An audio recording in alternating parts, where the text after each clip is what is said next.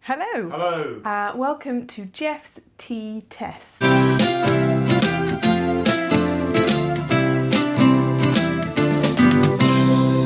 Now, for a very long time, Geoff has bragged to me that he can tell the difference between a cup of tea that is made in a pot and a cup of tea that is made in just a cup.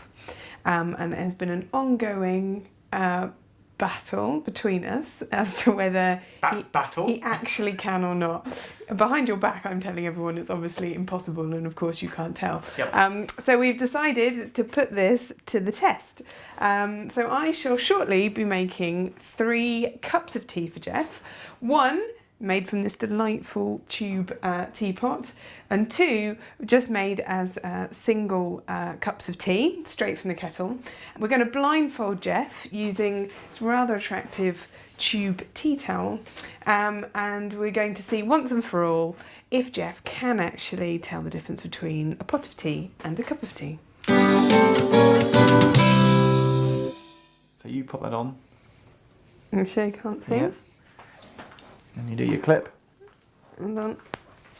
Slightly more complicated than I That's all right. thought it would be. How you doing?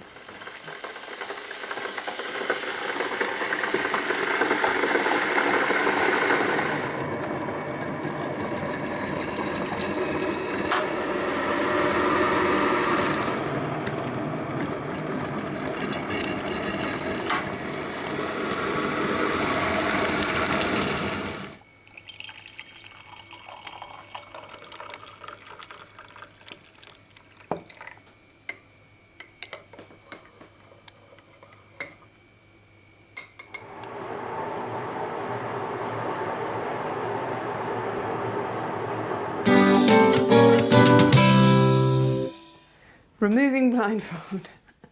So you know which one is made in the teapot, I do. and I've got to tell you, that one is still swirling round. Is that a clue? Is that the last one you stirred? Let's have a go. Let's try the blue one first.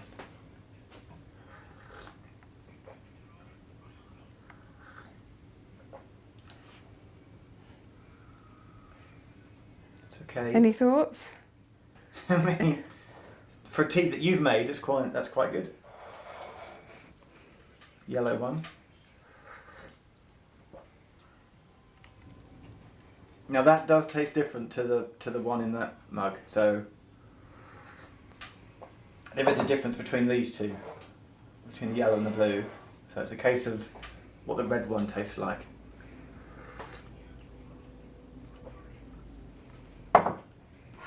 That's quite easy, I think. The blue is the one that you've made in the pot. Are you sure? It tastes better. Are you sure? It tastes better. What define better? I don't know, I guess if I was like a wine connoisseur, I'd speak about, the palate, the back of my mouth. It kind of, there's a more tea-y feel to it, and I definitely want to drink that one more than the other two, and that is the one that you've made in the pot. Is that your official response? It's more tea-y? It is more tea-y. Okay. I'm right, aren't I? Huh? I'm right, aren't I? About what, sorry? This one. Oh, the blue one was made in the tea. Yay! Damn it! It works! No! High five. Hey, how about that? Biscuit? I'd love a biscuit to go with my tea. Oh. Thanks very much. Okay.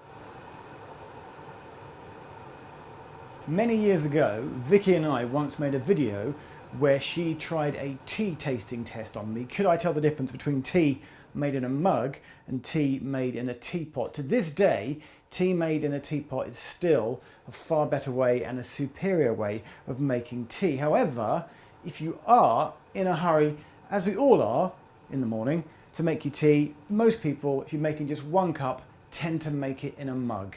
It's lockdown, there's not a lot to do except make videos at home, and this one is how to make the best cup/mug of tea according to my rules.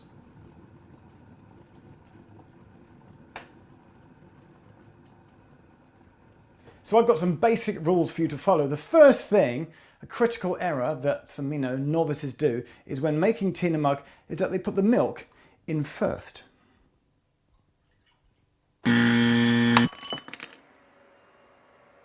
So always put your tea bag into the mug first, milk gets added later. The second most important thing is to bring your kettle to the boil and immediately pour the water onto the tea bag the moment that the kettle has boiled. Don't do the thing that I see people do where they boil the kettle, then wander off, then they come back and then the water in the kettle has had time to cool down by a degree or two. Tea can only be brewed with boiling water. That is why in, say, like a popular high street coffee chain, coffee only needs to be brewed at slightly less than boiling. So they use only very, very, very hot water to bring out the flavour of a tea, which is why tea never tastes good from a coffee shop. Always boil the kettle and pour the water on the moment it's boiled.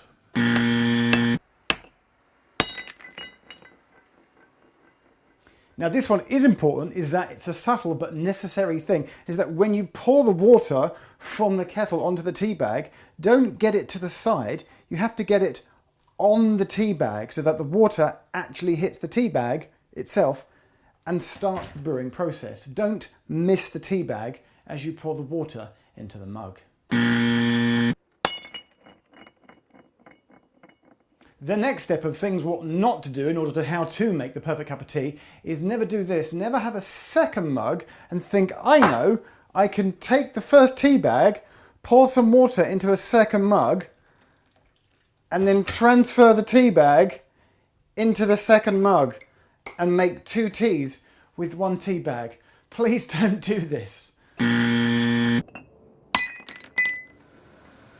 So, clean mug, empty mug, no milk, tea bag, in mug, wait for kettle to boil and to click, pour water directly onto tea bag,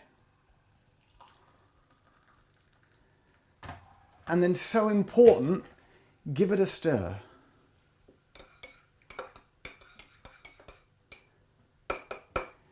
Get the tea bag spinning in the mug so that the boiling water is now mixing up the tea leaves and getting the tea brewing in the mug. Do not let your tea bag just stand in the mug.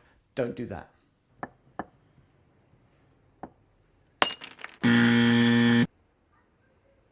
Kettle, tea bag. I've run out of tube mugs. I've had to use a non-tube mug. Put tea bag in, pour water on. Stir, and then, and this does come down to personal choice, let it stand. I normally let it stand for about 30 seconds. Hey Google, timer 30 seconds. All right, 30 seconds, and we're starting now. Hey Google, stop. And then there's one very final important thing to do. When you remove the tea bag from the mug, sure, you want to catch some of the drips and spills, so you give it a very light squeeze against the edge of the mug, catch some of the drips, and then move the tea bag away. What you should never do, which I see some of my friends do, is this. It's to squeeze the tea bag hard against the side of the mug. Ah! You know what? That's a lot of mugs I've broken, and I'm having to sweep it up. Just assume I broke this one, all right?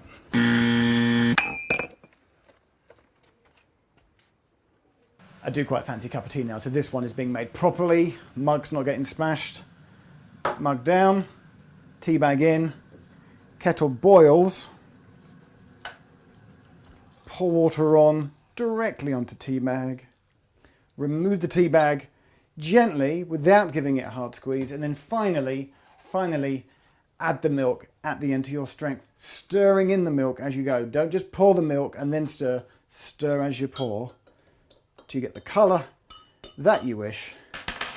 And that is how to make a perfect cup of tea in a mug. That's it. You know no one's ever going to make you a cup of tea again. I know.